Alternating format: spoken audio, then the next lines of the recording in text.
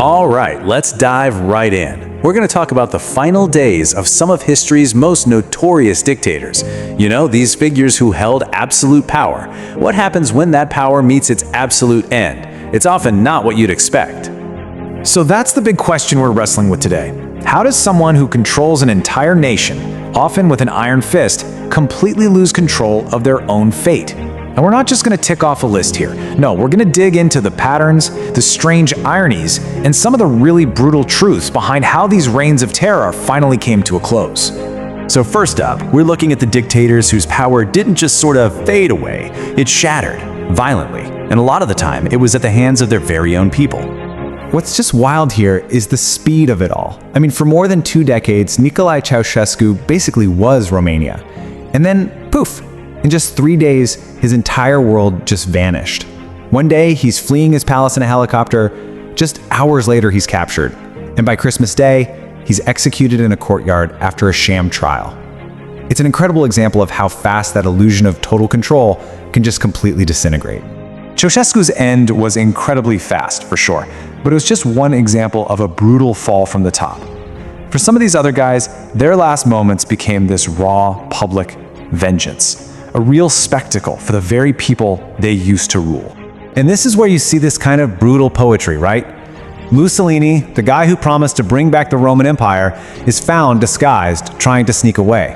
And then there's Gaddafi, who called himself the King of Kings of Africa, dragged out of a drainage pipe. Their deaths weren't just deaths, they were public statements. They were designed to completely obliterate the myth that these men were invincible, with their bodies literally put on display for everyone to see. And of course, you have the ultimate example of a fortress just crumbling from the inside. As the Soviet tanks were rolling into Berlin, Hitler's so-called thousand-year empire completely collapsed in just a matter of days. With his enemies literally at the gates, the only way out he saw was self-destruction, in a bunker buried deep beneath the rubble of his own capital city. Okay, let's shift gears a little, because this next theme is fascinating. We're going to look at dictators whose downfall wasn't caused by an outside force, but by the very systems of fear and paranoia that they themselves perfected. So this is where it gets deeply, deeply ironic. Joseph Stalin, a man who ruled by making everyone absolutely terrified of him, died because his own men were too terrified to save him. He lay on the floor paralyzed by a stroke for nearly 12 hours. Why? Because the guards were too scared to enter his room without being told to. The system he built on fear worked perfectly, right up until the moment it killed him. You know, that idea of a system turning on its own creator, that wasn't unique to Stalin. It's the perfect description for what happened to Pol Pot, the architect of the Cambodian genocide. His end didn't come from an international court, but from right inside his own twisted circle. See, Pol Pot's own paranoid movement, the Khmer Rouge, ended up eating itself. All his years of internal purges created these massive cracks, and when his power finally crumbled, it was his own former buddies who turned on him. So after getting away with the deaths of millions, he ends up facing a show trial put on by his one-time allies and dying under house arrest. It's this bizarre, twisted kind of internal justice, because the rest of the world could never bring him to trial. And that brings us to our last big theme here. This stark contrast between dictators who actually faced a formal, legal reckoning and those who, one way or another, managed to escape it. Just look at these two side by side. You have Saddam Hussein, pulled out of a hole in the ground, put on trial in front of the world, and eventually executed. It was a formal act of justice. But then you have Augusto Pinochet of Chile, who used his bad health to dodge conviction for years and years, finally dying in a hospital at 91. Two incredibly brutal dictators, two completely different endings. It really makes you wonder, what does justice even look like in these cases? And sometimes, the pursuit of justice takes a turn that is, well, you just can't make this stuff up. Which brings us to Japan's wartime Prime Minister, Hideki Tojo. I mean, think about this for a second. Tojo tries to take his own life to avoid being captured. He shoots himself, but he fails, and who rushes in to save him? American doctors. His enemies literally save his life for the specific purpose of putting him on trial. He was then found guilty and executed. The irony there is just staggering. So when you pull back and look at the big picture, there's clearly no single script for how a dictator's reign ends. Some are torn down by their own people in a violent rage, others are kind of consumed by the very machines of fear that they built, and then a few are actually forced to stand in a courtroom and answer for what they did. 3 very different patterns, but they all prove the same thing. Absolute power is never, ever truly absolute. And that really leaves us with this final, really tough question. Whether the end comes from a firing squad, a stroke in a locked room, or a judge's gavel, can the death of one person ever truly balance the scales for the millions who suffered under them? That's something worth thinking about. Thanks so much for joining me.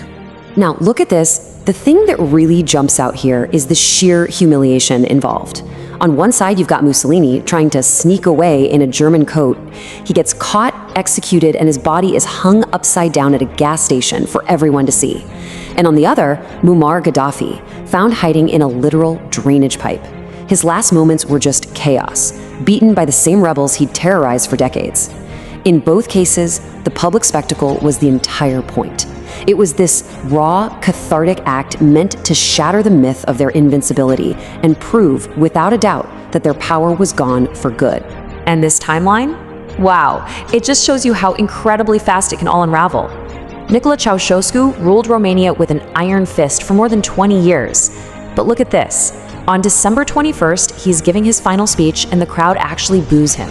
Just 4 days later, on Christmas Day of all days, he and his wife are executed by a firing squad after a sham trial that lasted about an hour. A reign that lasted decades, erased in just a matter of days. Incredible. But, not all of these endings are delivered by a vengeful mob. Sometimes the end comes from within, delivered by the very system of fear that the dictator himself created. And there's a profound, almost poetic irony in that. Just take Joseph Stalin. This guy ruled through purges, executions, and absolute terror. Everyone around him, even his inner circle, lived in constant mortal fear. So when he suffers a massive stroke in his private room, what happens? His guards are too terrified to enter without being called. They just stand there. The system he built to protect his power worked perfectly, so perfectly that it paralyzed everyone even as he was literally dying. By the time someone finally dared to open the door, he'd been lying there for nearly 12 hours without any medical help. The very terror he sowed was the one thing that prevented anyone from saving him. This quote, it just perfectly captures the final days of Adolf Hitler. As Soviet tanks closed in on Berlin, his so-called empire just crumbled around him. He became trapped in his own fortress, a concrete bunker, basically a prisoner of the very war he started.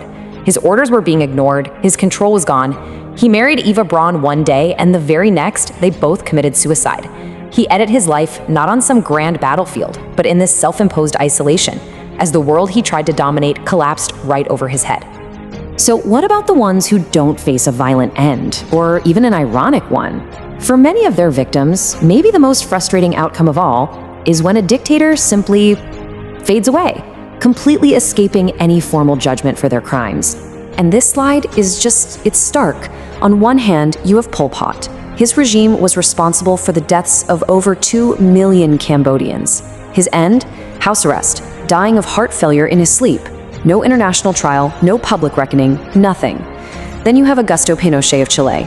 After a regime of torture and disappearances, he also died of heart failure while under house arrest. And the final bitter irony? He died on International Human Rights Day. You can't make this stuff up. For millions of people, these quiet deaths felt like the ultimate denial of justice. So, as we've seen, the end of a dictator's life is never just some biographical detail. It is a final, powerful statement about their entire rule. Whether it's through public fury, private irony, or a quiet escape, that last chapter really does define their legacy. We've really explored 3 distinct patterns here. First, that public and violent retribution, like we saw with Mussolini and Gaddafi. Second, that ironic, self-inflicted isolation, where the systems of fear created by men like Stalin and Hitler became their own traps. And finally, that anticlimactic escape from justice, seen with guys like Pol Pot and Pinochet, who died without ever being held accountable for their atrocities. And this all brings us to a final and pretty difficult question. When absolute power finally comes to an end, what does justice truly look like? Is a formal trial in a courtroom the only way to really achieve it? Or is the simple, undeniable fact of their fall, whether it's in a ditch, a bunker, or a bed, is that its own form of historical justice? It's definitely a question worth thinking about.